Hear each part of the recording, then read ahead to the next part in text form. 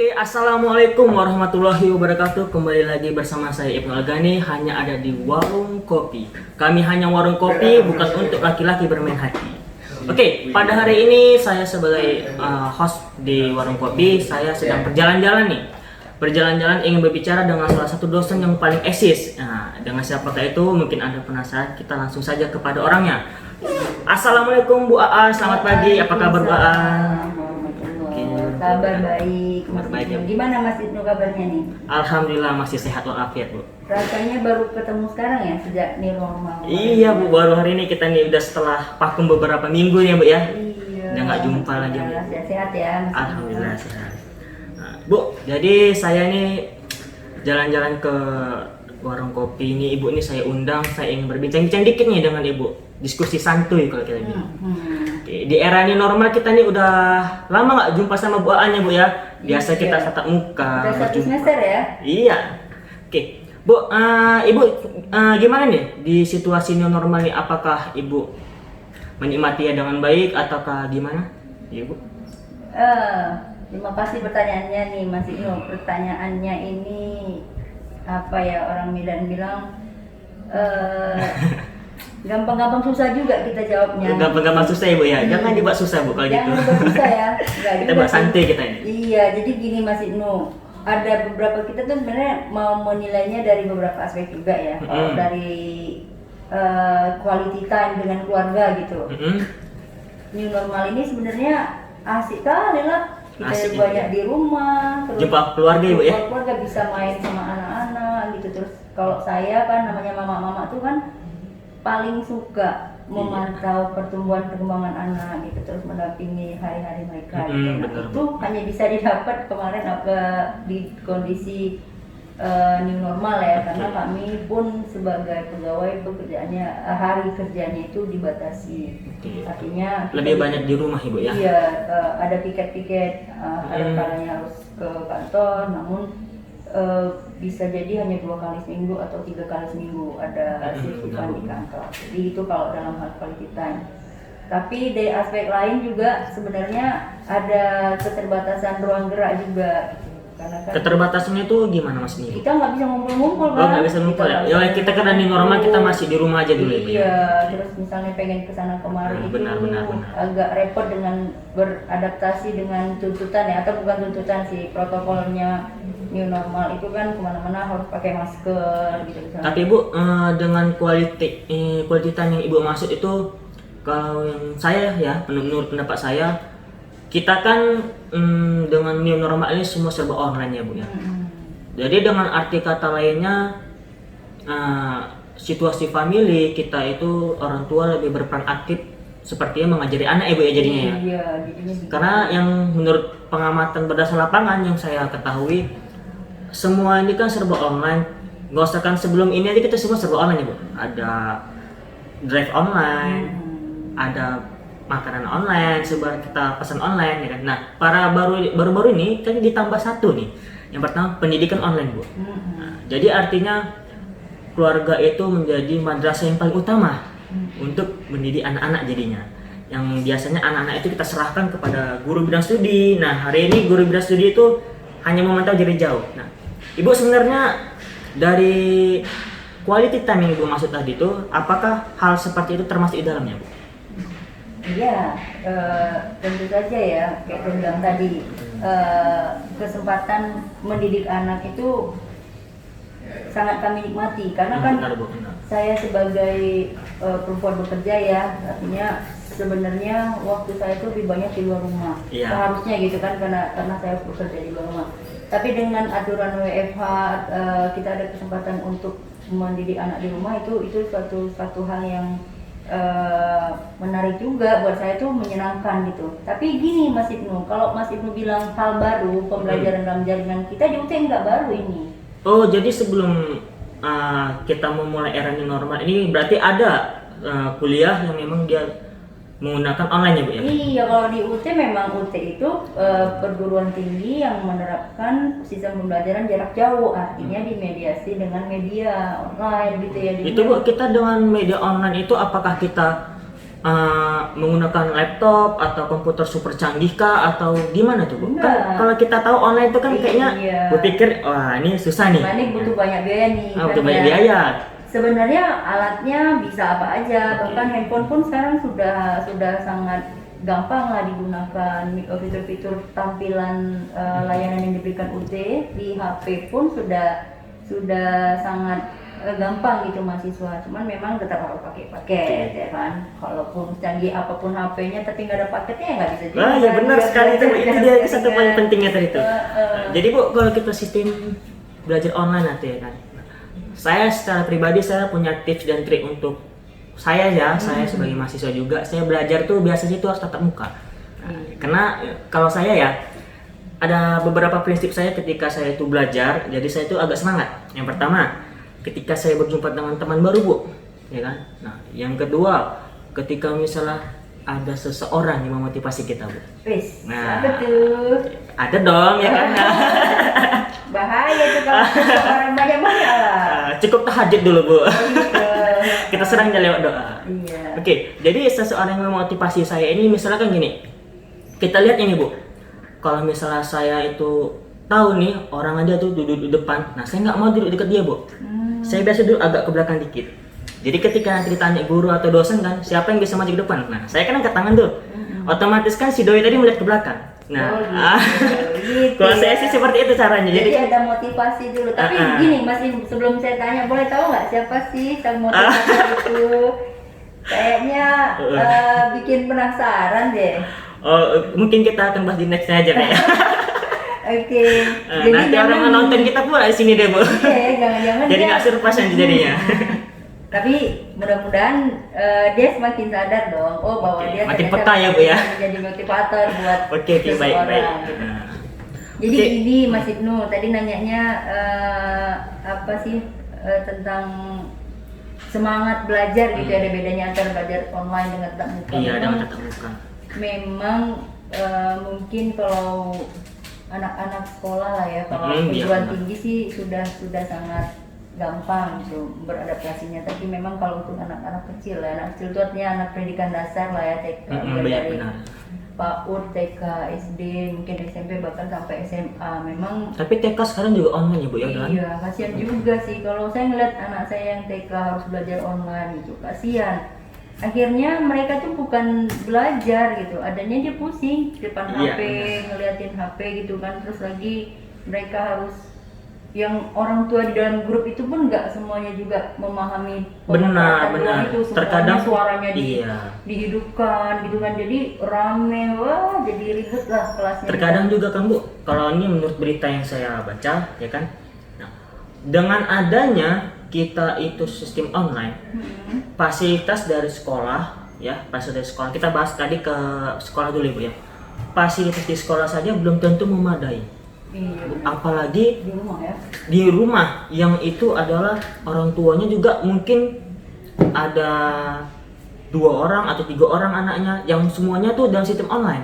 Nah, jadi menurut yang sudah saya baca beritanya, nah, dengan cara saya lanjut ya Bu ya, dengan cara sistem online tadi, pengajar itu kan tidak bertemu dengan si siswa, si murid tadi kalau itu atau mahasiswa yang kita bahaskan. Nah, apakah di situ dapat mengurangi moral? Biasanya kan kalau siswa itu jumpa, kalau misalnya dia itu di sekolah pesantren mungkin panggil ustadz, kalau dia itu misalnya sekolah swasta mungkin manggil pak atau ibu guru. Nah, kalau dia itu dengan sistem online kan dia nggak jumpa orangnya.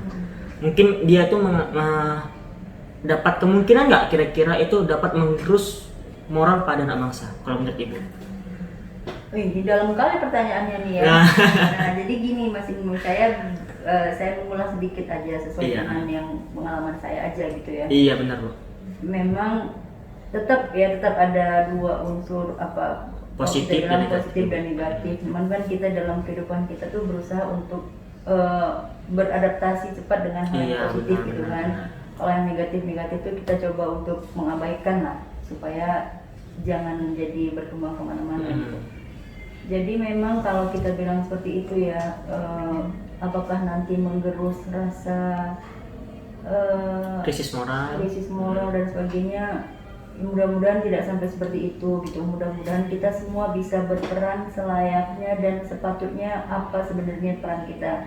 Misalnya saat ini anak sedang di rumah, orang tua tuh memang betul-betul lah membimbing anaknya. Oke, tetap kembali kepada Tetap quality time kepada tadi, Bu. keluarga. Tadi kan Mas Ibnu bilang di awal-awal keluarga itu adalah madrasahnya tadi Iya, ya. Nah, benar, jadi benar. tetaplah di rumah itu anak tuh dibimbing, terus orang tua berperanlah dengan layaknya sebagaimana orang tua gitu kan. Oke, berarti dengan kata lain, kalaupun tanpa kita belajar dengan online, ya kan? Nah, itu anak itu tadi juga nggak menutup kemungkinan untuk melawan pada guru ya, Bu ya? Bisa jadi. Karena kalau kita lihat pada hari ini berapa banyak sudah malah sebagai tenaga pengajar yang maaf kata dalam tanda kutip mereka dibelenggu, ya kan? Anaknya dicubit, nanti mereka nggak setuju lapor ke kantor polisi misalnya. Iya, nah jadi Berarti sebenarnya- tetap itu perannya nggak mempengaruhi, Bu ya, tetap dari orang tua, Ibu ya. Iya, tetap Oke, jadi orang tua. Jadi gini Mas Ibnu, tadi ya memang itu menarik juga. Artinya kan bisa jadi peran peran lah kita bilang Iya, peran peran. guru di ruang kelas tatap muka yang biasa mereka mengajar itu berkurang. Tapi kan lantas proses pembelajaran dialihkan ke dalam jaringan itu Iya, tadi benar. gitu. Nah, ya kurang lebihnya memang artinya semua itu ada sisi positif dan negatifnya gitu. Oke. Meskipun berat juga ya karena sejauh ini kita bilang di rumah tuh enak gitu kan. Iya, benar. Nah, tapi anak-anak kalau saya ada anak-anak jajannya jadi tambah banyak. Oh, makin banyak gitu jadi ya. kan. Sampai yang ada lewat tuh tiba-tiba diminta beli ini, beli itu. Pengen jadi semua ibu ya? Semuanya pengen dibeli, tapi ya kita sekarang kan diharapkan bisa beradaptasi dengan new normal ini. Iya, benar sekali. Kemudian kita harus bijak lah, karena tadi itu memang cuman kita yang bisa menyesuaikan kondisi new normal ini. Tapi dengan- kalau pendapat saya, Bu ya, nah malahan kita dengan sistem online ini banyak positifnya sih kalau menurut saya ya, meskipun ya di luar itu tadi ada beberapa permasalahan yang mungkin malah jadi mengganggu dalam sistem pembelajaran. Nah, kalau sisi positifnya seperti ini. Biasanya mungkin kalau siswa itu bandal, ya kan? Nah, mungkin kita bisa mencubitnya. Ya. Nah, kalau dia misalnya tidak setuju, dia bisa lapor orang tuanya. Nah, dengan sistem online ini, semuanya itu mereka diberikan. Fasilitas mereka diberikan orang tua. Jadi apabila anaknya salah ataupun gimana, jadi kan kita orang tuanya itu biar tahu sendiri. Ini loh yang selama ini mungkin kalau kamu itu menyalah-nyalahkan guru atau tenaga pengajar, dan ketika kamu mengajar anak didiknya kamu sendiri, kewalahan. Berat kan? Berat. Jadi akhirnya mereka, ternyata tenaga pengajar itu penting. Makanya ada istilah guru itu pahlawan tanpa tanda jasa. Iya, benar. Gitu. Oke, Bu, kita tadi udah bahas ke masalah pendidikan yang dasar, SMP sampai menengah ke atas. Nah, jadi kita lanjut pertanyaan. Nah, jadi tadi kita udah sedikit mengulas tadi tips dan trik kalau dari saya ini. Kalau dari saya tadi harus ada yang tadi ya kan. Iya. Nah, kalau dari Ibu sendiri tips dan belajar Ibu itu seperti apa sih untuk generasi muda pada saat ini? Saya sering mencoba ngobrol-ngobrol sama anak-anak lah ya, Oke, benar, Bu. gitu, yang akan melanjutkan pendidikan tinggi ataupun mungkin yang sudah kuliah tadi gitu. Anak-anak sekarang ini harus sadar dan memahami bahwa memang kalian itu ada di satu era yang kalau kemarin kan UTM ngadain seminar webinar ya, Iya, Bu, iya, narasumber benar. kita yang mengatakan bahwa sekarang ini kan kondisinya kita semua ada dalam ketidakpastian. Nah, jadi belajar pun juga secara belajar dalam jaringan itu pun kan nggak pasti juga. Iya, Kadang benar. anak mencari bahan juga belum tentu kah bahannya benar apa enggak gitu kan. Terus, Iya. kutipannya apakah memang layak untuk dijadikan kutipan atau enggak. Nah, jadi sebenarnya yang paling penting anak-anak muda sekarang itu sadari bahwa kalian ini adalah penerus bangsa. Oke, benar, baik sekali. Jadi kalau seandainya kalian tidak menyadari itu, kalian tidak akan bisa memotivasi diri bahwa oh iya ya, sebagai penerus bangsa mungkin ke depan tanggung jawabnya akan semakin berat, ditambah lagi tantangan sekarang ini, Iya, tantangan teknologi informasi yang hampir 24 jam, bahkan mungkin udah jadi 25 jam saking kan bertambah 1 jam jadinya. Iya, jadi pertama nggak ada berhentinya, Nggak ada berhenti. Dan Berarti dengan kata lain Indonesia memang butuh anak muda ya Bu ya? iya deh, Indonesia. apapun dunia kan ada tuh, ya kan Bung Karno yang bilang ya. Iya. Coba mungkin Mas Ibnu tahu tuh yang dibilang Bung Karno itu apa, Berikan saya 10 pemuda maka akan saya guncangkan dunia. Nah gitu, jadi memang hanya cukup sedikit kan, tapi emang anak muda gitu. Ya, tapi di situasi saya di sebagai anak muda, memang benar Bu. Kalau kita itu, kalau anak muda itu nggak bisa diam gitu. Apa yang mau kita nikmati pada hari kita bersenang-senang aja, Iya. bersenang-senang, tapi kita bisa menciptakan di masa tua kita kepada anak cucu kita. Iya, jadi muda bahagia, Dan dewasa berprestasi. kaya raya, Iya, tua benar. mati masuk surga gitu ya. Iya. Mungkin kan pengennya begitu. Tapi ya itu bisa jadi Benar. motivasi gitu Benar, kan. benar. Pada saat kita kepengen memang ya kita bilang kalau secara ekonomi mapan ya kita juga nggak bisa sekedar menghayal gitu kan. Kita juga harus berusaha. Penting disadari aja bahwa memang kalian itu penerus bangsa, tantangan ke depan tuh semakin berat. Dengan segala ketidakpastian ini ya, kita bilang itu, saya sih mengutip omongan narasumber Iya, kita yang benar. kemarin tuh, dengan segala ketidakpastian ini yang pasti itu memang kalian harus belajar. Iya. Kalian harus membekali diri kalian dengan ilmu ya. Jadi kalau kita nggak ada ilmu, ya nggak ada senjata gitu. Iya benar. Saya juga ingin mengutip beberapa pepatah nih Bu ya. Saya lupa pula nih siapa yang pencetusnya. Nah, kalau tidak salah dari Ali bin Abi Thalib. Beliau mengatakan, barang siapa yang tidak mau menerima susahnya belajar di masa muda, maka dia harus mau menerima susahnya hidup di masa tua. Nah, hal seperti itu. Kalau tidak salah ya, saya dari kurang lebih seperti itu kata-katanya. Nah, jadi Ibu, kalau tadi kita sudah belajar dengan tips dan triknya, mungkin kalau untuk saya secara pribadi, tadi saya sudut pandang dari tatap muka, dan buat teman-teman atau adik-adik yang saat ini sedang menyaksikan siaran ini, saya hanya ingin mengatakan seperti ini. Kalau kita itu belajar itu bukan hanya harus kita dengan buku, kita harus belajar dengan bertatap muka dengan guru ataupun dosen pembimbing. Nah, saya secara pribadi kita tuh belajar bisa di mana aja. Toh kalaupun kita misalnya berjumpa dengan guru, bukankah kalau kita tuh mengerjakan tugas kita juga akan melihat dari situs yang yang itu, ya kan Bu, dengan kata lain yang ada di handphone, Google lah kita bilang, dan yang lain-lain. Kalau dari anak-anak yang masih pelajar mungkin Brainly ya Bu ya. Nah, jadi kalau saya sendiri pribadi udah nggak saatnya lagi kita itu belajar harus didampingi. Kita itu kan udah mulai zona pendewasaan diri, dimana kita itu harus bangkit, kita harus bisa memulai di era yang baru. Betul. Kata Upin itu betul. Oke. Bu, tadi karena kita berbincang-bincang tentang seputar perkuliahan, apa sih yang membedakan dengan finansial, baik itu dari segi kuliah online atau dengan kuliah yang tatap muka? Apakah ada yang bisa dikatakan dari segi finansial lebih mahal di online, atau kita lebih mahal di yang tatap muka? Kalau menurut Ibu seperti apa? Gini, saya mau menceritakan online dulu ya. Oke, online baik. Online itu tadi Mas Ibnu bilang, satu, kita tidak perlu kemana-mana, Ya, kita benar. bisa dari rumah saja. Artinya kita nggak perlu bayar uang kos, kalau Iya. misalnya yang anak-anak harus ngekos gitu kan, atau tidak perlu bayar uang transport hari-harian. Nah, mungkin itu bisa dianggap sebagai sebuah penghematan. Iya benar. Kemudian yang kedua, kita nggak jajan-jajan lagi kan, misalnya kita di rumah kita bisa makan, pergi ke dapur makan gitu. Iya kan. benar. Makannya juga pasti lebih sehat lagi gitu, karena memang makanan rumahan gitu. Itu kalau kita belajar online. Nah, cuman memang tadi online itu paling butuh paket dan butuh komitmen.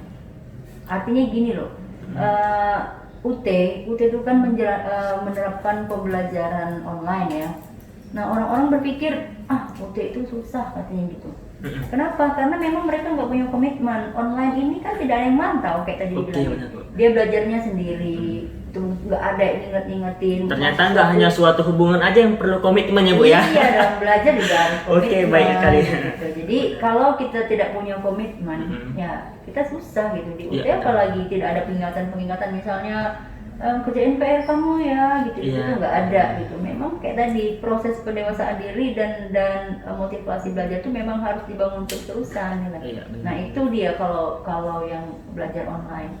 Nah itu tadi mungkin kurangnya gitu pengingatan. Nah tapi di sisi lain dengan tidak ada pengingatan sendiri sebenarnya kita bisa menyicil mengarahkan diri kita menjadi manajer yang baik juga. Iya, benar Dengan sekali, Bu. diri kita, Nah, gitu. karena dengan kata lain seperti itu kita menjadi gimana ya? Kita menemukan jati diri kita sendiri. Iya. Kita gagal, kita sukses, itu ada di tangan kita. Kita semua yang menentukan itu kan. Jadi Ibu, kita pada belakangan ini kan sering dikait-kaitkan dengan wisuda LDR tuh, Bu. Oh. Yang anak SMA-nya misalnya kita bahas dulu ke pendidikan SMA. Nah, buat yang SMA mereka sudah menunggu 12 tahun belajar, tiba-tiba ketika mereka wisuda LDR. Nah, kan jadi agak gimana gitu. Tapi kalau menurut pendapat saya ya, Bu ya, sebenarnya dengan wisuda LDR itu mereka menjadi lebih terasa feel-nya. Yang pertama mereka nggak akan mendapatkan 2 kali. Yang kalau kita wisuda dengan tatap muka, kita dengan jalan-jalan misalnya perpisahan, itu kan udah biasa. Tapi kalau kita dengan LDR ini kan istilahnya di sini kita tuh harus berperang, Bu. Berperang dengan kesehatan, kita berperang dengan komitmen. Nah, itu dari segi pandangan saya. Nah, jadi kalau untuk Ibu ini, untuk para fresh graduate SMA, mereka yang sudah menjalani separuhnya dengan sistem online, mereka kan mau menuju ke perkuliahan. Iya. Apa pesan Ibu untuk mereka? Nah, kira-kira kalau misalnya saya nih sebagai anak Ibu misalnya, saya yang baru wisuda nih, Ibu adalah guru saya. Kira-kira apa yang Ibu pesan kepada saya?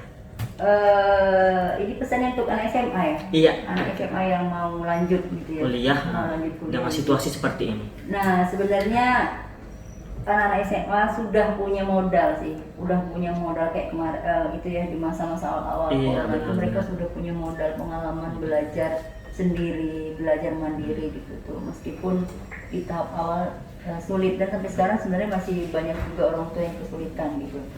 Nah tadi itu ada benarnya Mas Ibnu bilang kita tuh harus belajar bisa dari mana aja, tidak Iya, harus benar. dengan buku juga gitu. Karena ternyata di kondisi-kondisi sekarang ini juga kita lihat dari TV dan baca-baca juga di Iya. di internet banyak juga generasi-generasi muda yang ternyata mereka kreatif gitu. Iya, benar, Meskipun Bu. dalam kondisi terjepit, artinya tertekan dalam keadaan corona ini.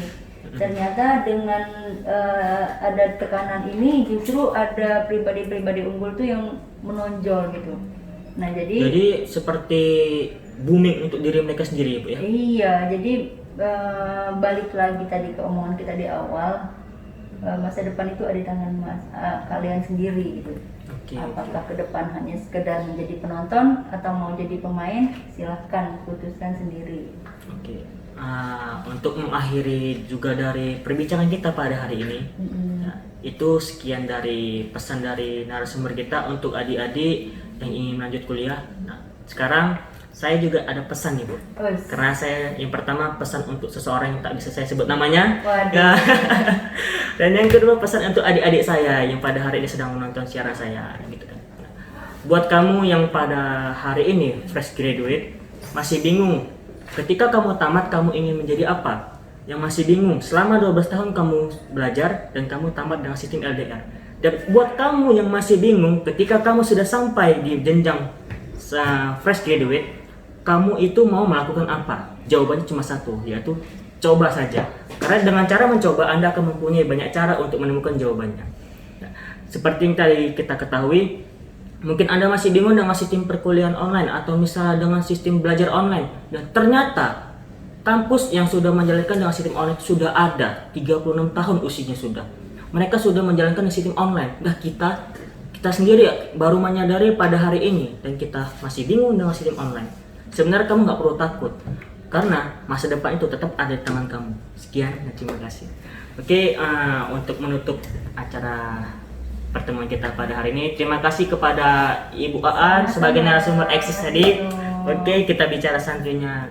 Terima kasih, lebih dan kurang saya mohon maaf. Assalamualaikum warahmatullahi wabarakatuh. Waalaikumsalam.